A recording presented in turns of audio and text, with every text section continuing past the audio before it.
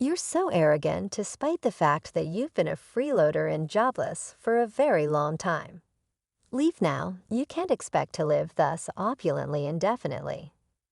A stinging pain surged through my neck as I lifted my face from the laptop I had been working on at the dining table. Ouch, that's hot. I yelled out and turned to see my mother-in-law, who was making fun of me carrying a hair iron. She was putting the hair iron into my neck, and I realized that earlier she had been getting ready to leave the house. So even a parasite like you can feel the heat, hum. I was merely gauging your level of resilience. You lead such a lavish life, but you're really worthless. But I put a lot of effort into my work. Why do you treat me in such a horrible way? You refer to that as functioning? Being lazy and staying at home is not a job.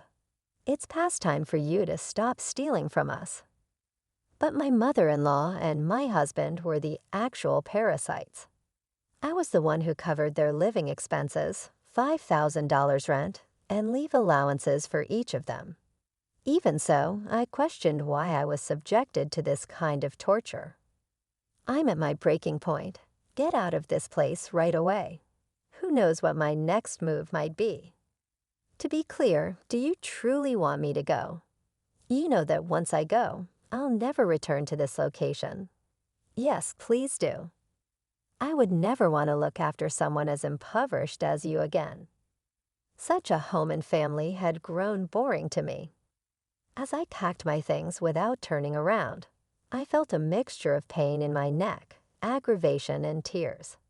I permanently departed my in-laws' home. I'm Kelly, and I'm 35 years old.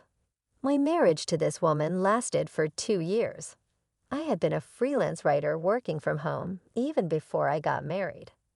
My father suffered an accident after I graduated from college and started working for a company. I was forced to quit and go back to my parents' house. I was unable to leave my father in the care of my walking-impaired mother. I then started searching for a job that I could work from home. I started out as a freelance writer doing straightforward online assignments. With my father's recovery and my increased availability, I progressively took on more job. I found that writing was a great fit for me, and my income grew over time. Readers responded favorably to my content, which resulted in direct contract offers. I was making more money than I was as an employee of the corporation before I knew it. I went to a reunion with my college circle mates during this period. Hey, that's Kelly, right? Someone said, long time no see, to me. I ran into Ben again there, and he ended up being my husband. Ben, who was 2 years my junior in college, was well known for his rapid decision-making and vivacious demeanor, and was often the life of the party. He worked for a well-known overseas corporation after graduating. Although we didn't communicate much while in college, we had our first in-depth conversation that day. We had endless conversations, maybe because our personalities were so dissimilar from one another. It was only natural for us to start dating after a few meetings. Hey, I love wearing accessories from other countries. Opening a specialized store selling solely my favorites is my dream. Ben told me about his future goals and how he had already begun to prepare for them. I liked hearing him talk. His story seemed possible because of his combination of childhood curiosity and sophisticated intellect. I was actually happy when he proposed, since even a reserved person like me felt excited simply by listening. About a year after our marriage, my father-in-law unexpectedly passed away, marking a significant turning point. It was an unplanned demise. My husband said, "Kelly, would you mind living with my mom for a while?" His parents had been renting an opulent apartment for a number of years due to his father's work, but upon his passing, it became increasingly difficult to make the rent payments. Mom is still having trouble coming to terms with his abrupt death. There's still roughly a year left on the lease, but she wants to stay a little longer. Might we remain for that duration? It must be difficult for your mother to relocate so soon after your father's death, in fact. We are unable to abandon her. Mom and I will take care of the rent, so don't worry about it. But given the cost, would you be able to assist with living costs until my father's bequest arrives? It's all right, no issues. Although a little pricey, it's only valid for a year.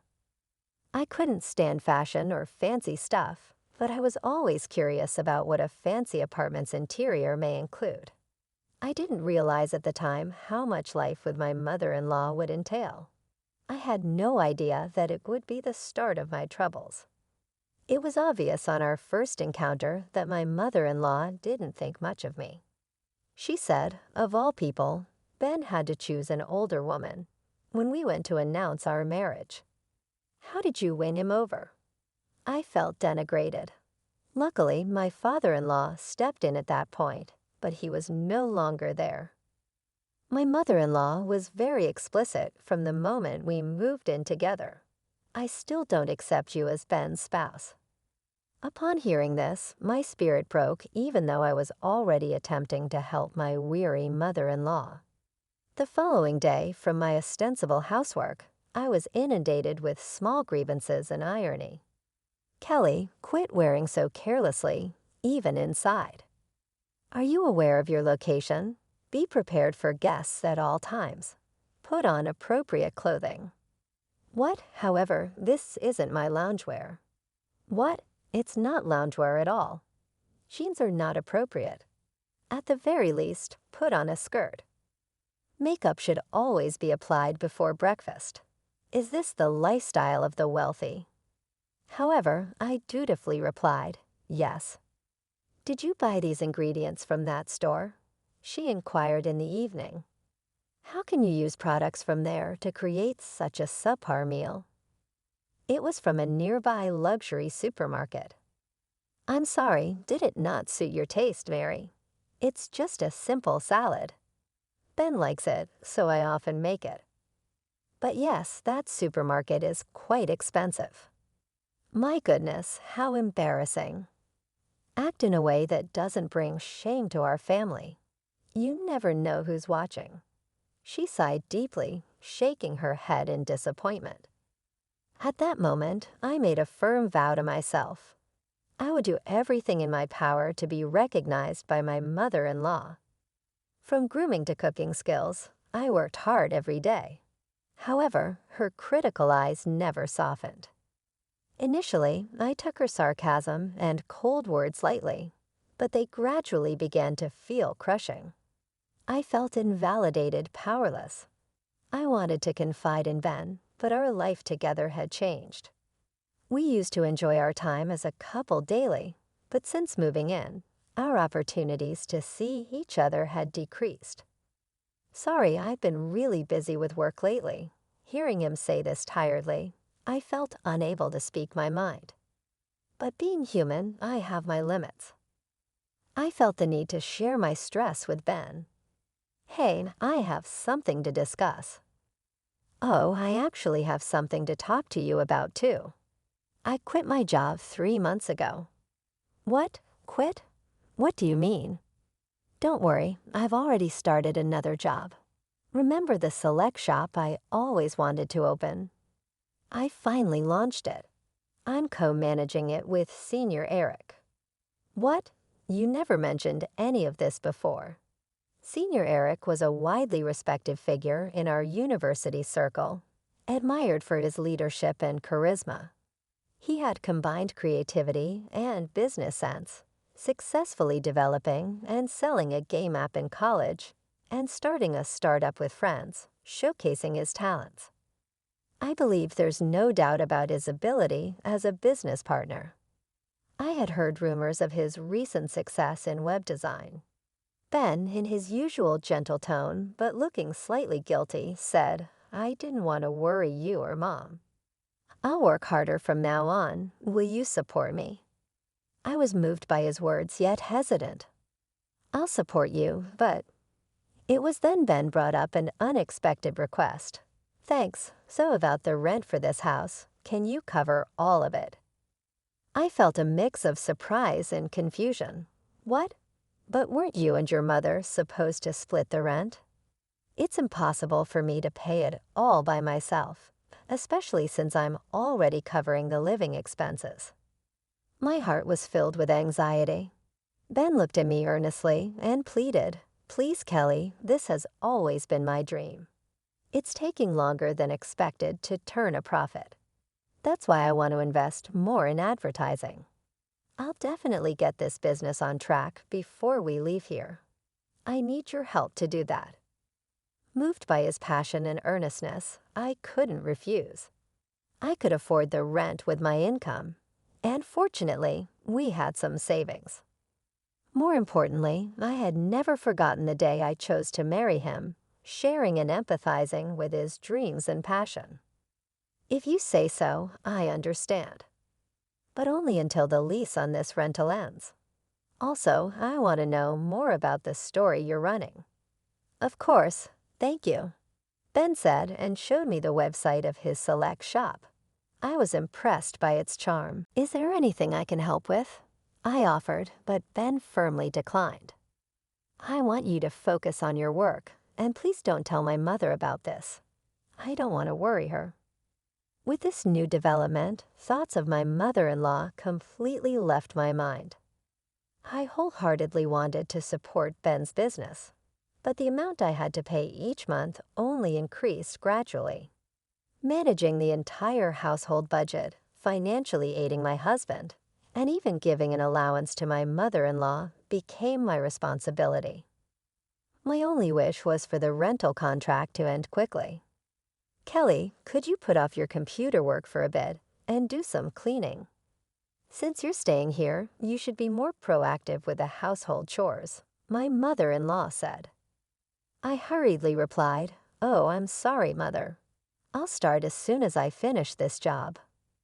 "This is your job. Enough excuses. Get it done quickly. We have guests coming this afternoon. After you're done cleaning, please leave the house." My relationship with my unaware mother-in-law remained unchanged over time. Since we started living together, on days when she had guests, I always had to leave the house after finishing the cleaning. It seemed I was bothering her. Fortunately, I could work anywhere with my laptop, which was a small consolation. However, that day held a different outcome. When I returned home in the evening, my mother-in-law, looking satisfied, greeted me with, "Welcome back. I tidied up your room." Confused, I rushed to my office. The room was indeed tidy, but rather my belongings were organized. I don't own many things, but in the center of the room were a large arch suitcase and 2 duffel bags. "What does this mean, Mother?"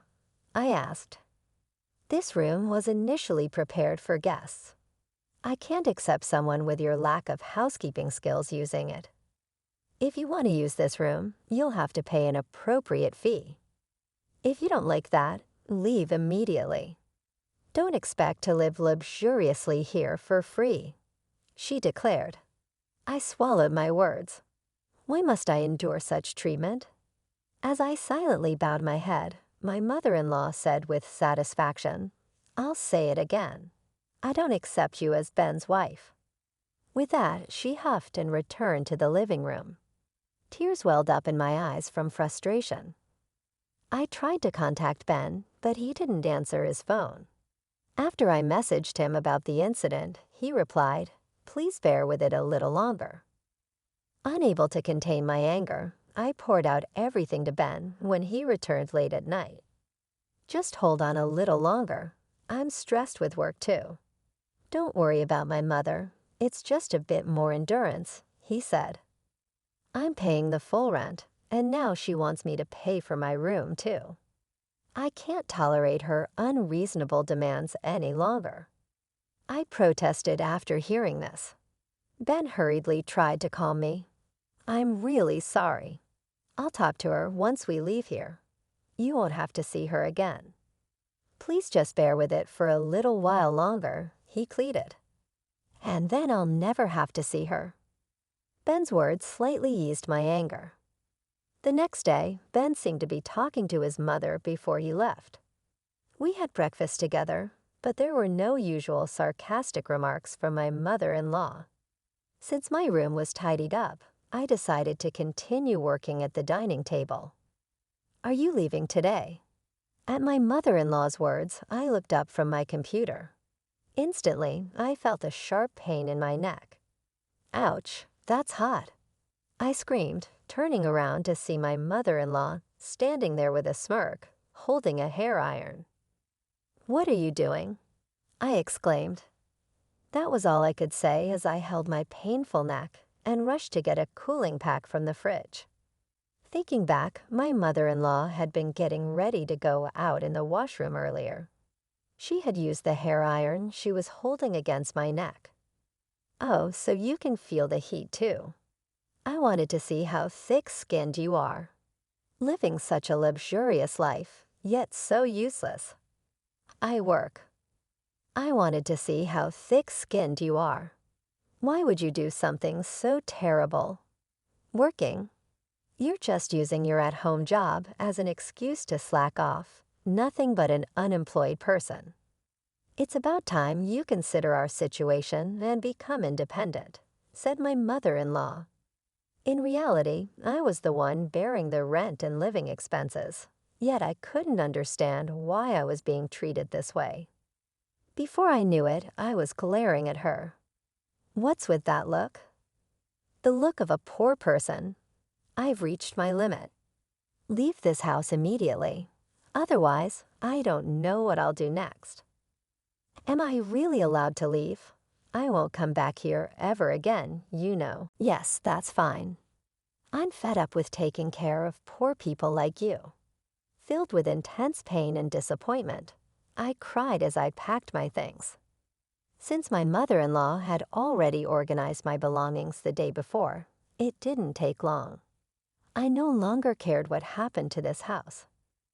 I left my in-laws' home without looking back.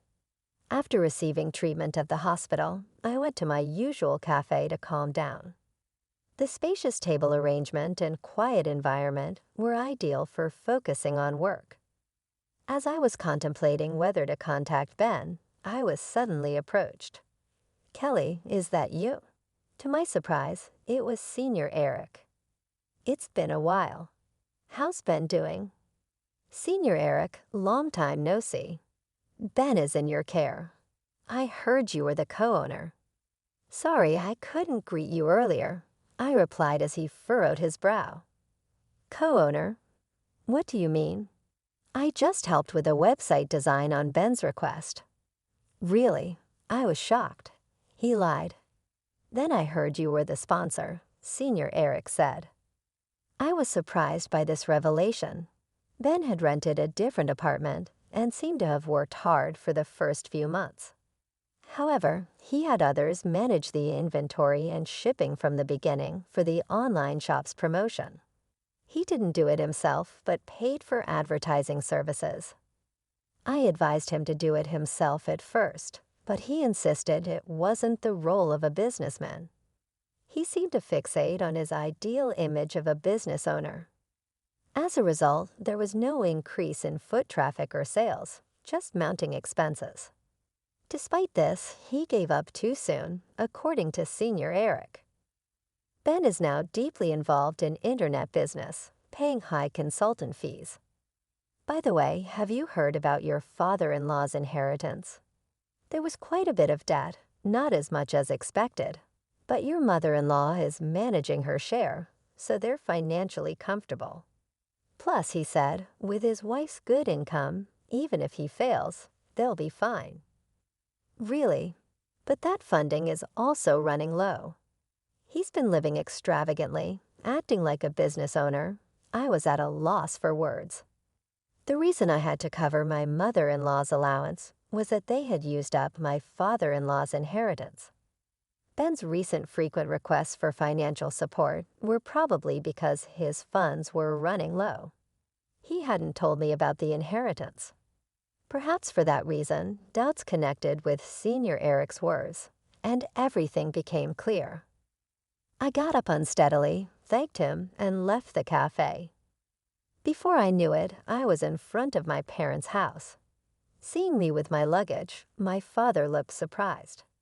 Tears overflowed as I saw the faces of my parents, from whom I had been holding back my sorrow. "Tell us what happened. Your mom and I are always on your side." "That's right. You always try too hard on your own." Their warm words made me cry again. Then, crying, I told my parents everything. The terrible treatment from my mother-in-law, and the fact that I was bearing all the expenses for my in-laws' house. My parents were both outraged and cried with me. "There's no need to go back to your in-laws' house. Live for yourself from now on," my father said. His words deeply resonated with me. After talking about everything, I felt a weight lifted from my heart. What have I been living for these past months? The only message from Ben was a short one asking, "Where are you now?" After that, I received several similar messages. After ignoring several similar messages, his attempts to contact me stopped altogether. To him, my existence must have been just that insignificant. More than sadness, I felt a firm resolve. Just having a meal with my parents, I could feel the warmth of a family. Maybe what I had been seeking was such simple moments of happiness. While staying at my parents' house, I gradually felt like I was regaining myself. About 2 weeks later, Ben called, probably because the rent payment was due. "Kelly, where are you? Have things calmed down with Mom? She feels bad about it. Aren't you coming back soon?" "I'm at my parents' house now. I plan to live here from now on. Your mother said she's tired of taking care of a poor person like me, and I'm not going back. Let's get a divorce." "Wait, why divorce?" "If living with Mom is the problem, let's sort it out. I'm coming to pick you up. Let's talk in person." "Why should we talk now when there was no contact before? And how's your business?" After that question, there was a moment of silence. Actually, I'm seeking advice from someone knowledgeable in business. There might be a big plan realized next month. "That's it? Let's go look for a new place to live before that," Ben said. "Don't change the subject. You haven't told me anything important." "That's why I don't want to talk anymore. I'll write the divorce papers and send them to you," I said, and hung up the phone. However, that night, Ben suddenly appeared at my parents' house. I talked to him through the gap in the door with the chain on. "Kelly, please don't be mad. Let's go back. Mom feels bad about it. Come on, stop sulking. I was kicked out of the house by your mother. Don't take it seriously, not take it seriously. Did you know why I left the house? Your mother pressed a hot hair iron against my neck and burned me. I don't know what else might happen, and there's no way I can go back." I brushed back my hair to show him the burn mark on my neck. "Did Mom really do that?" "I'm sorry, I didn't know." "Why didn't you tell me?" "Mom told me it was just a simple fight." "I'm really sorry. Are you okay?" "A simple fight?" His flipping words made my anger boil over. I had planned to decide on a divorce without facing him, but my indignation overflowed. I felt the same anger towards both my husband and mother-in-law. I thought of blaming them thoroughly. The outrage in my heart seemed to burn. "Anyway, I'm not coming back. You should go home too. I'll contact you again tomorrow." "Really? Will you actually contact me?" "I can't accept a divorce without even discussing it." "If you don't contact me, I'll come back tomorrow." Ben said this and left. I prepared and arranged to meet with Ben and my mother-in-law 3 days later in the afternoon. The place for the discussion was a cafe restaurant on the 30th floor of a luxury hotel. On the day, I dressed in a high-end brand dress, revealing my neck and styling my hair up. My mother-in-law looked displeased at the sight of me. "Thank you for gathering today. I have reserved afternoon tea, so please enjoy it." I smiled at my mother-in-law and Ben. Ben seemed a bit relieved at my calm demeanor. Soon tea and small appetizers were served at our table. Before we started eating, my mother-in-law began to speak to me. "Kelly, I'm truly sorry about last time. I was wrong." Ben scolded me harshly. "You'll forgive me, won't you?" I didn't respond immediately and quietly continued eating my appetizer. Then I turned my neck to show the burn scar. "I can forgive you, not until this scar fades. Also, are you aware that Ben quit his job?" Ben shook in surprise. My mother-in-law looked at him in astonishment. "What? What do you mean he quit? He's been saying he's busy every day." "He's busy right now. He's an honorable businessman." "Wait a minute." Ben panicked. "What do you mean, businessman? Did you start your own business?"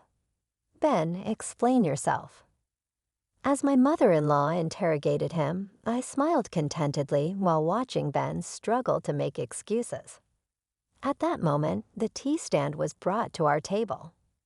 I enjoyed the delicious-looking sweets while watching Ben and my mother-in-law argue. The view from the luxury apartment was great, but the view from this 30th floor cafe was also special. "By the way, Ben, what have you been engrossed in lately? I heard from Senior Eric that you quit the select shop. Is that true?" "What? How did you?" Ben lost color in his face, looking surprised and scared. Meanwhile, my mother-in-law tightly gripped his arm, confused and repeatedly asking what happened. "Why would you do that? I know everything. Ultimately, you were more obsessed with being a successful person than a businessman, right? Despite having no business sense, you just impulsively went ahead and ended up spending all the inheritance your father left, didn't you?" "Wait. Ben, what does she mean by that? You used up all the inheritance." My mother-in-law's voice was full of suspicion and anger. "Yes, exactly. Ben has." "Could it be my mother-in-law used up all your inheritance as well, right? So our household finances are completely depleted because of Ben." "Hey, stop. Don't talk anymore." "Mom, don't worry. I'll find a solution." Ben was frantically trying to control the situation.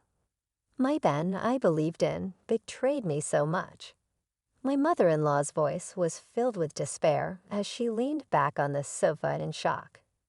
Her expression was clouded with despair, and she seemed unable to say anything more. I continued speaking calmly while pretending to be unaware. "Actually, Mary, I've been taking care of the house's expenses. My wallet even provided you with the allowance you believed Ben was giving you. Furthermore, I have been covering Ben's expenditures while he has been traveling the world on business trip." "Not at all. How is that possible?" "Mom, don't worry. Kelly's income will get us through." Ben's actual motivations became clear. "Avoid making jokes. I've heard that you're starting a new company. Already, we've descended to the lowest point, frivolously wasting money. Now stop it." It was unavoidable in that particular situation, but my remarks were a little harsh. The cafe grew quiet and had a somber mood. I took one swallow of the remaining tea in my cup and said, "I can't take care of you two. You two are now poor. The rent payment for the following week must be made by you. And let's move on with the divorce decisively, using legal counsel." I pulled the divorce papers from my bag and set them down on the table. Ben begged, heartbreaking, "I want a divorce. Don't do this, please." However, I had already made up my mind. The paleness of my mother-in-law's face was trembling. "Kelly, hold on. I apologize sincerely. I was completely ignorant. You are essential to our survival. Kelly, please assist us. We are kin." It was surprised to hear the term family at this particular moment, but it was too late. "Mary, you already stated that you didn't accept me as family, right? I would like you to begin with this sum as payment for the burn." I hope this mental space is still available to you. I left the two of them in the motel after saying that. Ben said nothing at all in the end and just stared up at the ground-level, high-rise floors. I hoped that when they were thrown down from heaven to earth, my retaliation would come to an end. We then went through a divorce. Ben was initially opposed, but he soon consented when I threatened to call the police and denounce my mother-in-law. I didn't think I could forgive my mother-in-law, but I did think that if she vanished from my view, she would be forgotten. It was sufficient if they remained out of my life. That's why I asked Ben for a significant sum to ease my emotional discomfort. They reportedly relocated to a small flat later. But there seems to be tension in the marriage between my stingy ex-husband and my deceitful mother-in-law. My once haughty mother-in-law is apparently taking a part-time job cleaning houses in an attempt to become independent. The thought of that scene made me laugh out loud. Ben is currently working various part-time jobs at night and battling with debt. It appears that his actual nature was better suited to becoming an employee. Ben's once attractive, gregarious attitude was, on closer inspection, just shallow, impulsive folly. His shortcomings must have become more apparent after moving into the opulent apartment and receiving the fortune from my father-in-law. I'm still working hard for my folks' house.